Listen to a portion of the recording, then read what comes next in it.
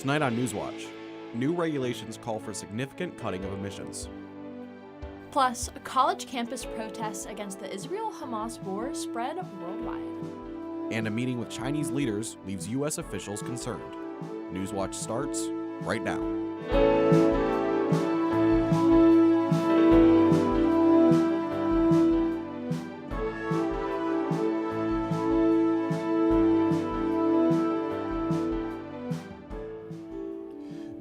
Are cracking down on pollution produced by coal-burning power plants. Good evening, I'm Parker Kapranica. And I'm Allison Patton. Welcome to Newswatch. While environmental activists are happy with the new rules, some experts predict this could be a death blow to coal. The Environmental Protection Agency is requiring coal plants to reduce 90% of emissions by 2039. The new rules also limit water pollution, mercury and other toxins, and coal ash from these plants. Neil Wagoneer with Ohio Beyond Coal says this could be a major blow for an industry he says is already on its way out. But members of the Ohio Coal Coalition says while it's contracted in recent years, these new rules don't doom it. Governor Mike DeWine expresses his disappointment with the decision to delay a ban on menthol cigarettes. Health and Human Service Secretary Xavier Becerra says more time is needed to discuss the issue. The proposed rules would ban the manufacturing and sales of menthols. DeWine says a ban is needed before a new generation becomes addicted to flavored tobacco and vaping products. According to the Campaign for Tobacco-Free Kids, a ban could save over 500,000 lives over the next 40 years. Taking a live look outside on College Green here in Athens, we finally got back into the 70s today. Yeah, Allison, hopefully these warm and sunny conditions continue on into the weekend. And here to tell us just that is forecaster Lexi Volpuzzi. Yeah, so these conditions are actually going to stick with us until the weekend. We do have a slight chance of rain tonight and going into tomorrow, but that's because of a warm front that's coming through our area that does have some rain showers surrounding it, so we will have to see that a little bit. But throughout the day today, we really saw some clear conditions. We didn't see much cloud cover until we started going into our evening hours about 5:30 this evening. And what really is causing these clouds to start coming into our area is this strong low pressure system that is around Nebraska, Kansas, and Iowa. And this has been causing some really bad severe weather, tornadoes. We've been having some tornado emergencies in Nebraska, as well as some hail, but we don't really have to worry about that here in Ohio. What we are focusing on when it comes to this system is this warm front down here. That is going to be making its way through our area into this weekend, and that high pressure system that is just recently established today is really helping with that movement into the north. And you can see here it's starting that northern movement toward Ohio. And so today we saw 78 degrees, it's currently 78 degrees with partly cloudy skies and winds from our south at about 9 miles per hour. And today we saw a high of 78, mostly cloudy skies, and we'll be seeing that low of 57 tonight with that 40% chance of showers. Due to this warm front that's making its way into our area, and tomorrow's sunrise at 6:32 a.m. But we'll get more into that warm front when in my full weather, and we'll take it back to Allison at the desk. Intel is partnering with the state to improve and protect water quality. H2 Ohio is a statewide water quality initiative that is improving Ohio's many waterways. Under the partnership, the computer chip company will invest in local watersheds such as the Licking watershed with on-site water treatment, conservation, and reuse efforts, while the Ohio Department of Natural Resources focuses on restoring and creating wetlands. The West Virginia Department of Health says more than 100 West Virginians may have been exposed to the measles virus. The virus was confirmed in Monongalia County on Monday, and since then the department reports that the exposure may reach across 30 counties. Of those exposed, 62 are considered high risk. Officials are now working with the county health department to manage supplies for testing and vaccinations. And a new report shows the fertility rate in the U.S. is the lowest it's been in a century. While millions of people struggle to get pregnant, experts say many aren't getting the care they need. Mandy Gaither has more on the options out there. It's defined as not being able to get pregnant after a year or more of trying. Infertility impacts millions of lives, an estimated 1 in 6 people worldwide. You're probably thinking to yourself, well, why do I not know anybody who's gone through this? Because they're probably not talking about it. Barbara Kulora is with Resolve, a nonprofit organization helping those who struggle with infertility. She says finding a community and support are critically important. Reproduction is very private, and people feel very alone, and then they feel stigmatized. The World Health Organization says many of those who have trouble getting pregnant don't get the care they need. Kulora says infertility can be a life-altering diagnosis. It impacts you physically, it impacts you emotionally, it impacts you financially, it really impacts your relationships. There is help, Kulora says, to see a doctor, get a diagnosis, and go over treatment options, which can vary based on the cause of infertility. She says addressing the problem can take many forms. It might not be medical treatment, it might be adoption, it might be other routes to parenthood, and then it might be a decision that says, you know what, we're not going to build our family through having children, it's going to be the family of our choice. For Health Minute, I'm Mandy Gaither. Coming up, a new report shows inflation did not increase but also didn't go down. What this means for your wallet. And continued protests across college campuses leave school administrators with tough decisions. And are these beautiful conditions going to stick around into our weekend and into next week? We'll find out more in My Full Weather when Newswatch returns. When I was a kid, I wanted to be an artist. A big reason for this? My teachers. Look at you! You're so good! Art in school is what made me want to get to school every day. I've had such a good time doing this with you. I just think joy has got to be a part of education. You ready for class? I'm as ready as I'll ever be. Tonight at 10 on WOUB. The rhythm and music of Appalachia comes from the trauma and beauty of life. The Appalachian region is not for the faint of heart. Addiction, abject poverty. He was remanded to our custody and we never let him go. We're building lives one guitar at a time. If I'm upset, I don't run for a drink. I pick up my guitar. That's magic. Tuesday at 9 on WOUB. For more than 70 years, WOUB Public Media has been the place where people in our region turn to learn how stories of the past ignite the imagination of the future. It's where information, entertainment, and education work together to inform, enlighten, and inspire generations. It's the place where the community gathers to hear and see our world in new and innovative ways. WOUB, the public media you trust that's worthy of your support. There's nothing like it. It's a crossroads moment for humanity. It's really exciting to watch. Yeah, don't miss it. Ospreys are the finest fishermen among all birds of prey. Homo sapiens cooperate and think about the future. It's who and what we are. Human interaction was about to be turned on its head for the arrival of outsiders. Wednesday on WOUB.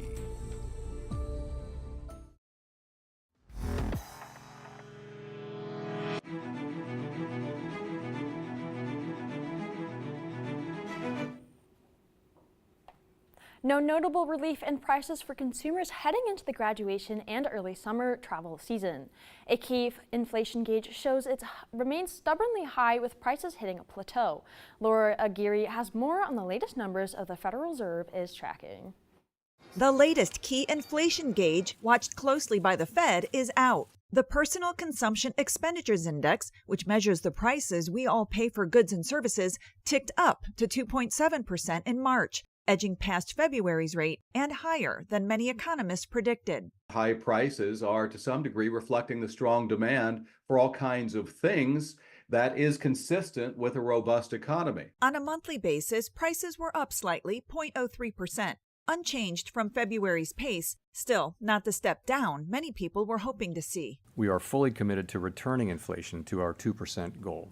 That was Fed Chair Jerome Powell last month, affirming where inflation needs to land before the central bank can offer buyers more relief. And as we look at the Federal Reserve's own preferred gauge of inflation, that is not expected to give us an all clear for interest rate cuts anytime soon. Back to that robust economy. Consumer spending remained strong last month, rising 0.8%, better than the half point many analysts expected. Forward progress on inflation has slowed since last year, mostly due to elevated housing and services costs, which experts often call more sticky and slower to ease. The Fed meets again next week, but what's the bottom line for consumers? Inflation is sticking around longer, a little like an unwanted guest, and we may have to sort of remain patient for some time to come. I'm Laura Aguirre reporting.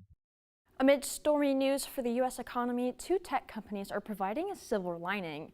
Google's parent company Alphabet and Microsoft is set to pay its first quarterly cash dividend. Investors will get 20 cents a share in June, plus a boost from stock buybacks. The company says last quarter's revenue was 15% higher than a year earlier. One reason is AI, which helped Microsoft with a 17% revenue increase for the same period. That news follows today's inflation report and gloomy GDP report out yesterday, showing 1.6% growth in the first quarter. It's National Park Week, a presidentially proclaimed celebration encouraging people to discover the country's hundreds of national parks, monuments, and historic sites.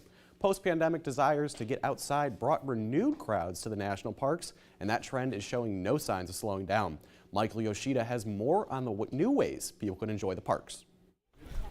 As millions pack America's most famous national parks, 30 or 40 parks account for 50% of the visitation.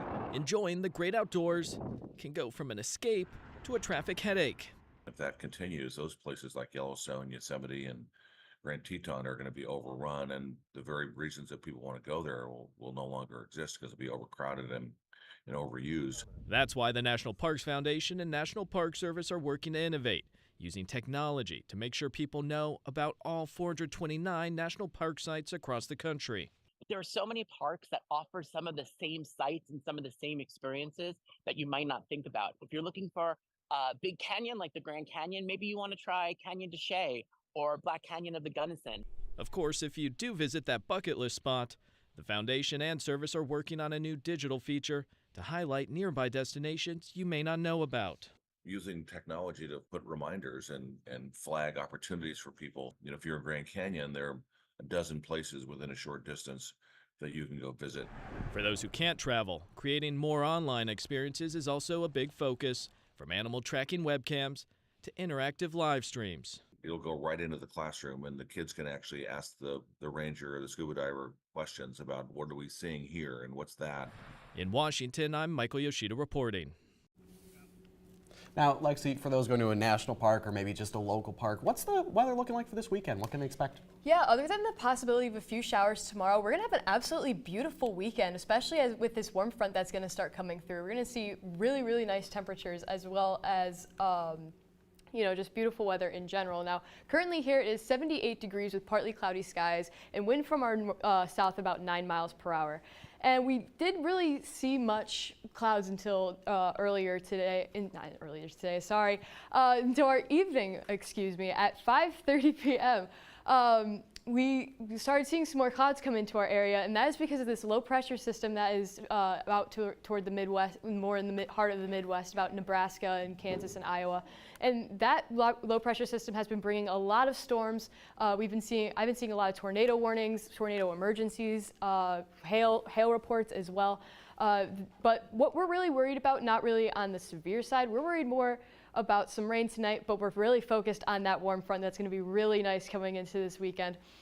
We're going to have that warm front come through overnight tonight. That's going to be pushed by that high pressure system, and that's going to be really nice for our weather this weekend. But currently across the board, Lancaster, you're at 76, Zanesville, you're at 74, Newark, you're also at 74, New Philadelphia, you're at 73, Parkersburg, you're at 76, and like I was saying earlier, Athens, we're at that pretty 78. And across the board, we're seeing not just low 70s. We're seeing mid to upper 70s, and this is very nice way to end our April and go into our May. Now today we saw that high of 78 and with those mostly cloudy skies and that low of 57. Tonight we're going to see that low of 57 with that 40% chance of showers as that warm front tries to make its way through our area, with tomorrow's sunrise at 6:32 a.m. And tomorrow we're going to see that high of 80 and that 40% chance of showers with a low of 59. Now, Tomorrow we can see this a lot better with the rainfall with our surface analysis. Now you're going to look at this and say, well, Southeast Ohio literally has nothing. Well, this is what we are focusing on, is this warm front coming through with these rains right out in front of it. And we're going to also focus on that tomorrow night. We're going to see more of that rain. So do expect that spotty shower more in the day tomorrow. But I would consider our more constant rainfall to be tonight. But that warm front is going to make its way through our area. That low pressure system is going to leave. And Sunday, we are out of the woods when it comes to rain. We're going to go back to our dry, warm conditions for the rest of our weekend. Now, out to our north, we're not going to be as lucky. You're still going to be in those rain showers, but down here, you're going to be sitting pretty. Now, we're going to have this warm front come through. Sunday, that 84 with mostly sunny skies. Monday, partly sunny with a high of 86. 78 on Tuesday with a 70% chance of showers, and then Wednesday, Thursday, Friday, we're going to keep seeing that trend of rainy weather as we're going to have another system come through. But what's not changing is those those highs. We're going to have highs still in the upper 70s and low 80s, so it's going to make to be an absolutely gorgeous week to end off our April and start our May. So hopefully you can get out and enjoy that beautiful weather, but we'll take it back to Allison and Parker at the desk. Thanks, Lexi. Protests against Israel's war in Gaza have popped up all over America and taken center stage at more than a dozen universities. Now the demonstrations are spreading across the globe. Here's a video from the United Kingdom where students held demonstrations in 2 cities. In London, students at University Central London called out what they say is the school's silent approach to the violence. And in Warwick, students are, quote, reclaiming their campus by building an encampment in the city. In France, the main building of a major French university, Sciences Po, is in central Paris. Dozens of students have also erected a barricade blocking access to the street, which lies off the famous Boulevard Saint-Germain. Students in Paris say they stand with American students. We're seeing some friends and comrades doing this in Columbia University and all around the US and now in Australia. Also motivated us to continue the fight that we've been doing since October. So we are inspired by Columbia, Harvard, Yale, UNC, Vanderbilt, all these universities that have mobilized, but our solidarity remains with the Palestinian people first and foremost. Earlier this week, Paris police removed over 100 students. Here in the U.S., police have arrested hundreds of demonstrators, and many administrators have canceled in-person classes. One university even canceling its spring graduation ceremony. Cole Higgins reports university presidents are once again under fire. In Boston, where more than 100 arrests were made at one university, student leaders are taking action. Our elected student leaders will vote on a resolution of no confidence in Emerson President Jay Bernhardt and call on him to resign. Criticism for college presidents is becoming louder as their campuses are the sites of encampments and arrests. At Emory University, at least 28 people were arrested Thursday, including professors, but students could very well return for more protests Friday. I think it hasn't dissuaded anyone. People are still definitely protesting and still feeling really strong in their belief for Palestine. While some hear in these protests a sentiment of solidarity with Palestinians, others assert that protests have turned anti-Semitic and say university presidents aren't doing enough to stop it. We condemn the anti-Semitism that is so pervasive today. Anti-Semitism has no place on our campus, and I am personally committed to doing everything I can to confront it directly. Columbia University President Manoush Shafiq is being pressured on both sides. The House Speaker has called for her resignation for what he called chaos, while student protest leaders want the president to admit the university's failure to uphold the rights of pro-Palestinian protesters.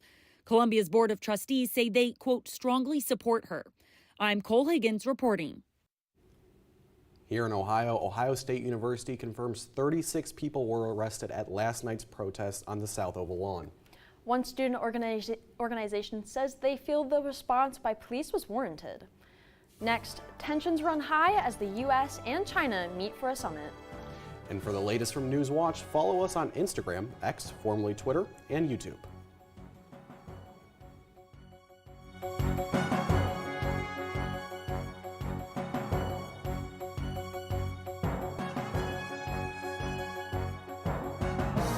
Next time on Antiques Roadshow. It must have been a wonderful day in the neighborhood when you bought that box. Questions are answered. This is more than likely his grandmother. And secrets are revealed. You've honored and loved this for a while, but there's a little secret within that I bet you don't know. I don't know any secrets about it. Watch Antiques Roadshow next time from Stan Hewitt Hall and Gardens in Akron, Ohio. Monday at 8 on WOUB. Sometimes we have to look that monster right in the face. Show we're not afraid of it anymore. Love is the best thing we have. It's the only thing we have. No more secrets. I just want to be right here in this moment with you. I trust nothing untoward has occurred. Bright things ahead, darling. Brightness and joy. Those that underestimate us should do so at their own peril. And if they do, so bloody what? Open your eyes. Action!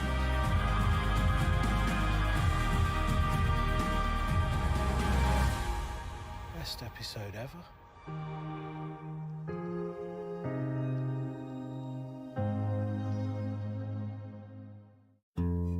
Regardless of your stage of life, whether you're starting your first job, getting the keys to a new home, or enjoying retirement, it's never too early or too late to create an estate plan to care for loved ones and support the causes that are meaningful to you. WOUB Public Media is pleased to have partnered with Giving Dogs, a free resource for building an estate plan that fits your needs and protects the people and causes you care about. Visit WOUB.org and click the Support tab to get started today.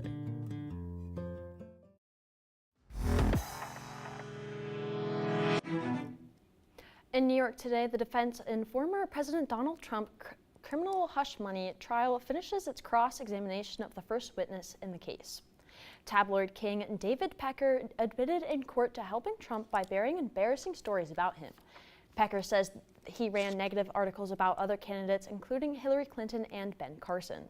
The trial centers on a potential sex scandal cover-up right before the 2016 presidential election.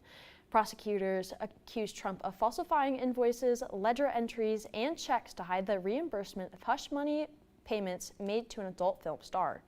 Trump has pleaded not guilty. A meeting between Secretary of State Antony Blinken and Chinese President Xi Jinping shows tensions still run high between the two superpowers, and comments after the meeting cast doubt on China's promise to stay out of the 2024 election. Karen Kafa has the details. U.S. Secretary of State Antony Blinken departing China Friday and casting doubt on a promise Chinese President Xi Jinping made to President Joe Biden last fall that China would not interfere in the 2024 U.S. presidential elections. We have seen, generally speaking, evidence of attempts to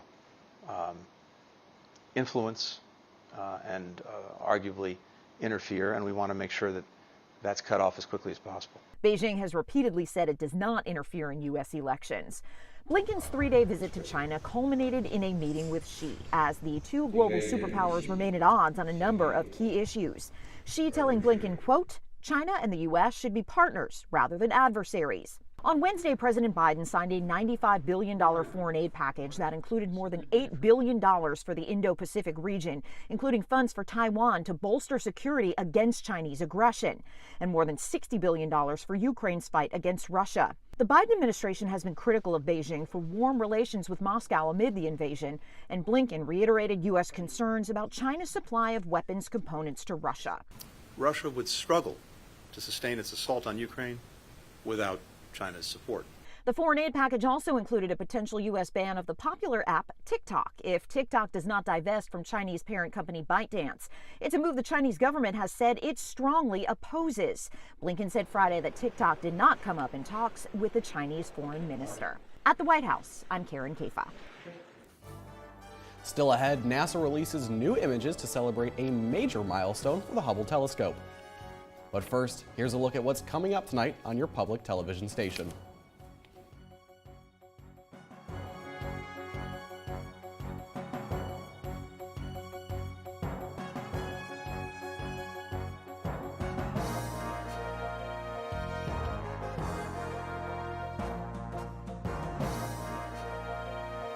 project is about uncovering hidden deaths. In collaboration with the Associated Press, an investigation into police restraint. You find so many families left with unanswered questions. He should not have died. People know about deaths in police interactions, but no one really knows the extent of it. We're real-world practitioners, so we're dealing with a real-world problem. It's important to identify what went wrong and who was responsible. Tuesday at 10 on WOUB. A disaster that brought Chicago to its knees. Everybody's on their own, and everybody's helpless. An immigrant who shouldered the blame. She was a woman, she was an immigrant, and I think it was so easy to pick somebody like that. A city determined to rise from the ashes. There's a sense that this fire can't stop us. The Great Chicago Fire on American Stories. Monday at 10 on WOUB.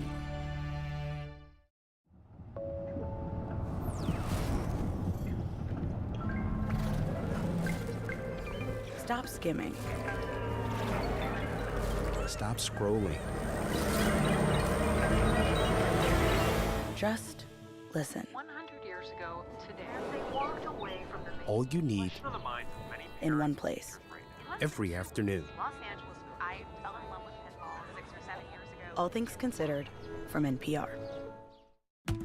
He has a swashbuckling quality, so changed the language. He's hungry, he's excited, he loved being in love. They're absolute miracles of prose. The Merritts didn't have a chance. He's an odd bird. How can you not be obsessed about death? He was being treated for mental illness. The man is much more interesting than the myth. Hemingway. Thursday at 9 on WOUB.